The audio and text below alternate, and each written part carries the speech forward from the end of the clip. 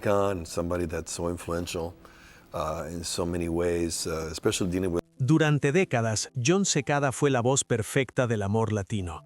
Canciones impecables, imagen serena, vida aparentemente ordenada.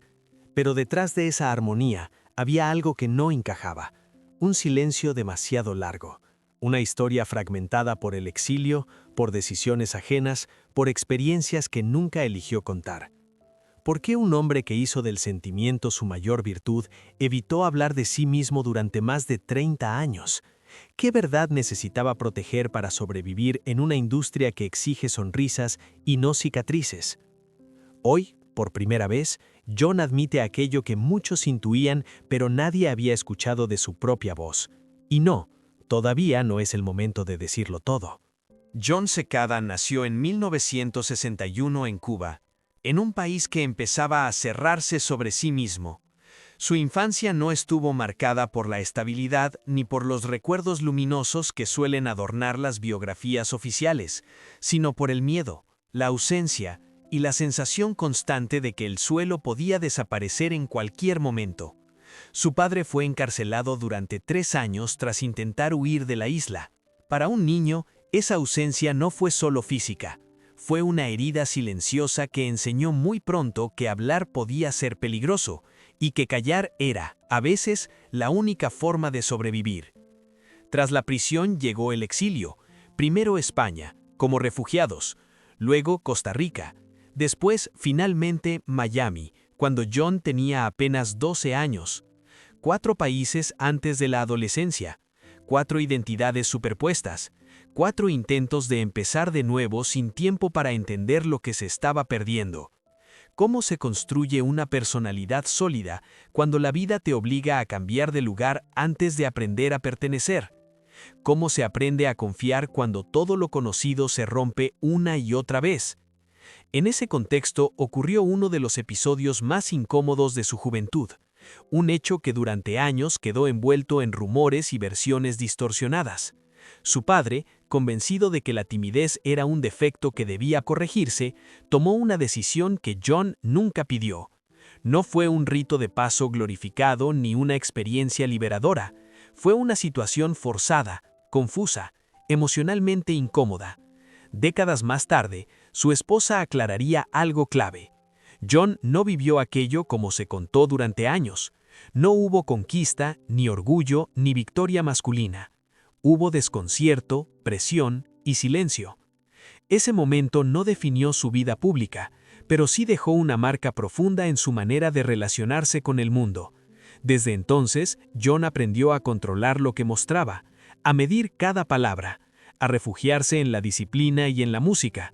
La música no le exigía explicaciones, no le pedía que se definiera, solo le permitía sentir sin exponerse. Cuando la familia se estableció en Miami, Jon ya había aprendido una lección esencial: adaptarse rápido o quedarse atrás. En la escuela, en la calle, en su entorno cultural, siempre era el que venía de otro lado. Demasiado cubano para algunos, demasiado extranjero para otros. Esa tensión constante moldeó su carácter. Reservado, observador, preciso. Nadie imaginaba que esa contención no era frialdad, sino una forma de defensa. Porque antes de ser el autor de grandes canciones de amor, Jon Secada fue un niño que entendió muy pronto que la vida no siempre pregunta antes de decidir por ti, y que hay verdades que, si se dicen en el momento equivocado, pueden destruirlo todo. Pero ¿cuánto tiempo puede alguien vivir guardando su propia historia? ¿Y qué precio se paga por convertir el silencio en una costumbre? Antes de ser un hombre en solitario, Jon Secada fue una presencia invisible. Un músico disciplinado, meticuloso, que aprendió a moverse en las sombras mientras otros ocupaban el centro del escenario. En Miami, su talento empezó a abrirle puertas no por escándalos ni golpes de suerte, sino por algo mucho más difícil de sostener: constancia. Fue así como llegó a trabajar como compositor y corista para Gloria Estefan, una de las figuras más poderosas del pop latino en Estados Unidos. Desde fuera, parecía el inicio de un cuento perfecto. Desde dentro, era una escuela de silencio, exigencia y control absoluto. El respaldo de Emilio Estefan terminó de definir su destino. En ese entorno, John entendió cómo funcionaba realmente la industria. El talento era indispensable, pero no suficiente. Había que encajar, había que ser confiable, había que proyectar una imagen limpia, sin aristas, sin contradicciones incómodas. Y John lo hizo, mejor que nadie. En 1992 lanzó su primer álbum como solista y el impacto fue inmediato. Las cifras hablaron por sí solas: discos vendidos por millones, premios, reconocimiento internacional. De pronto, aquel joven reservado se convirtió en la nueva voz del romanticismo latino. El tema que lo cambió todo fue Otro día más sin verte.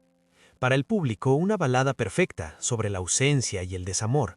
Para John, algo mucho más personal. La canción nació del abandono real, del golpe emocional de una relación rota cuando una mujer llamada Jennifer decidió marcharse con otro hombre, un canadiense, dejando tras de sí una herida que aún no cicatrizaba. ¿No era irónico que su mayor éxito se construyera sobre una pérdida auténtica? ¿Que el dolor que nunca explicaba en entrevistas se transformara en himno para millones? Ahí empezó la paradoja. Cuanto más honesta era su música, más hermético se volvía su discurso. John hablaba de amor, de nostalgia, de ruptura, pero nunca de sí mismo. En entrevistas sonreía, respondía con cuidado, evitaba profundizar. El público veía a un artista equilibrado, educado, casi inofensivo. Pero detrás de esa imagen había una vigilancia constante: no decir de más, no mostrar grietas, no permitir que el pasado interrumpiera el presente. Los premios llegaron, incluida la validación de la industria anglosajona y latina, Grammys, giras internacionales, presencia constante en radio y televisión. Todo indicaba que Jon Secada había alcanzado el lugar soñado. Sin embargo, algo no cuadraba. Mientras otros artistas de su generación convertían su vida personal en espectáculo, él hacía lo contrario, se cerraba aún más. ¿Por qué alguien que lo tenía todo parecía empeñado en no mostrarse completo? ¿Qué estaba protegiendo con tanto cuidado? Con el tiempo, esa contención se convirtió en marca registrada. Para la industria, Jon era seguro, para el público era correcto, pero para él mismo cada éxito reforzaba una jaula invisible, porque cuanto más grande era el personaje, menos espacio quedaba para el hombre real, y aunque nadie lo decía en voz alta, empezaba a flotar una sensación incómoda. Tal vez la perfección tenía un costo demasiado alto. Detrás de los aplausos, Jon seguía cargando con una historia que no aparecía en los titulares, una historia que no cabía en las ceremonias ni en las alfombras rojas, y mientras su voz sonaba en todo el mundo, su propia vida seguía siendo el tema del que menos hablaba. ¿Cuánto tiempo puede sostenerse un éxito construido sobre la omisión? ¿Y qué ocurre cuando el silencio empieza a pesar más que la fama? Con el paso de los años, la imagen de Jon Secada empezó a mostrar pequeñas fisuras. No eran escándalos explosivos ni titulares devastadores, sino detalles que, vistos en conjunto, sugerían que la historia oficial estaba incompleta. Comentarios sueltos en entrevistas, silencios prolongados cuando las preguntas se acercaban demasiado a lo personal, decisiones profesionales que parecían tomadas más para evitar conflictos que para provocarlos. ¿Por qué alguien tan exitoso parecía caminar siempre con tanto cuidado? ¿Qué temía que saliera a la luz si bajaba la guardia? Uno de los episodios que despertó murmullos fue el conflicto creativo que el propio Jon reconoció años más tarde en su autobiografía, relacionado con una canción trabajada en el mismo entorno que Shakira. No habló de traición ni de abuso directo, pero sí dejó entrever una disputa por la autoría y el reconocimiento. El problema no fue el desacuerdo en sí, sino la forma en que se resolvió: puertas cerradas, conversaciones privadas y, una vez más, silencio público. Más adelante, ambos afirmaron haber superado el malentendido y conservar una relación cordial, pero la pregunta quedó flotando: ¿por qué Jon eligió callar en un momento en el que otros habrían hecho ruido? Algo similar ocurrió años después, cuando se vio envuelto en una controversia inesperada al rendir homenaje a Benny Moré. En 2017, un proyecto musical pensado como tributo terminó generando malestar en la familia del legendario artista cubano, que lo acusó de aprovecharse de su nombre. No hubo condenas legales ni resoluciones definitivas, pero sí una tensión pública que incomodó a muchos. John, fiel a su costumbre, no respondió con dureza ni se defendió agresivamente. Explicó lo justo. Luego volvió a callar. ¿Era prudencia o miedo a abrir una puerta que llevaba demasiado tiempo cerrada? A estos episodios se sumaron otros detalles menos visibles, pero igualmente reveladores. Su vida privada siempre se mantuvo fuera del foco, incluso cuando la industria empezó a premiar a quienes convertían su intimidad en espectáculo. Mientras otros artistas hablaban sin filtros, John parecía retroceder. Cada silencio reforzaba la idea de que había algo que no encajaba del todo con la narrativa oficial del cantante romántico y sin conflictos. ¿De verdad se trataba solo de una personalidad reservada o había experiencias que prefería no nombrar para no alterar el equilibrio que tanto le había costado construir? Lo cierto es que a medida que pasaban los años, la acumulación de pequeños conflictos, rumores no confirmados y explicaciones incompletas empezó a pesar, no como una amenaza externa, sino como una carga interna, la sensación de estar siempre a un paso de tener que explicar lo inexplicable. Porque cuando el silencio se convierte en hábito, también se transforma en prisión, y John Secada llevaba demasiado tiempo viviendo dentro de ella. La pregunta ya no era si existían grietas, sino cuánto tiempo más podrían sostenerse sin provocar una caída. ¿Qué ocurre cuando el pasado, por más que se intente ocultar, empieza a reclamar su lugar? ¿Y qué empuja finalmente a alguien que siempre calló a empezar a hablar? No hubo un solo día en que todo se derrumbara de golpe. No existió un escándalo definitivo ni una portada que marcara el principio del fin. Lo que ocurrió con Jon Secada fue más silencioso y por eso mismo más devastador. Durante años las presiones se acumularon sin hacer ruido, la necesidad de sostener una imagen impecable, el peso de un pasado nunca resuelto, la obligación constante de ser el hombre que todos esperaban y no necesariamente el que él sentía ser. ¿Cuánto puede resistir alguien antes de empezar a romperse por dentro? A diferencia de otros artistas que explotaron públicamente, Jon eligió otra vía, el desgaste lento. Giras, compromisos, entrevistas medidas al milímetro. Cada aparición era un acto de control. Cada respuesta, una línea cuidadosamente trazada para no desviarse del guión. Pero ese control tenía un costo. Con el tiempo, la música dejó de ser solo refugio y empezó a convertirse también en recordatorio. Cada canción de amor, cada verso sobre la ausencia, lo enfrentaba a una verdad incómoda. Su vida emocional estaba llena de zonas que nunca se permitió explorar en voz alta. Las controversias previas, aunque aparentemente superadas, no desaparecieron del todo. El conflicto creativo del pasado, las acusaciones relacionadas con proyectos de homenaje, los rumores que nunca llegaron a convertirse en hechos comprobados, todo seguía ahí, orbitando alrededor de su nombre, no como amenazas reales, sino como fantasmas persistentes, fantasmas que reforzaban una idea peligrosa. Hablar podía ser más arriesgado que callar. ¿Y si decir la verdad no traía alivio sino pérdida? ¿Y si romper el silencio significaba destruir la estabilidad que tanto le había costado construir? A esto se sumó el cansancio propio de los años. Jon ya no era el joven que podía adaptarse a cualquier entorno sin cuestionarse nada. El cuerpo y la mente empezaron a pedir respuestas. El pasado, especialmente la infancia marcada por el exilio y las decisiones impuestas, regresaba con más fuerza. No como recuerdos claros, sino como sensaciones, incomodidad, tristeza, una rabia difícil de nombrar. Sensaciones que no podían seguir escondiéndose detrás de sonrisas públicas. En ese punto, el dilema se volvió inevitable. Continuar en silencio significaba traicionarse a sí mismo. Hablar, en cambio, implicaba exponerse a juicios, interpretaciones y posibles rechazos. No era una decisión artística, era una decisión vital. Por primera vez, Jon se vio obligado a preguntarse qué estaba defendiendo realmente, su carrera o su propia paz, la imagen que el mundo adoraba o la verdad que llevaba décadas cargando en soledad. El quiebre no fue una caída visible, sino un colapso interno, una sensación de límite, de no poder seguir sosteniendo un relato incompleto. y aunque desde fuera todo parecía estable, por dentro algo ya se había roto. El silencio que durante años lo protegió empezó a asfixiarlo. Y cuando el silencio deja de ser refugio y se convierte en amenaza, solo quedan dos caminos: desaparecer o finalmente hablar.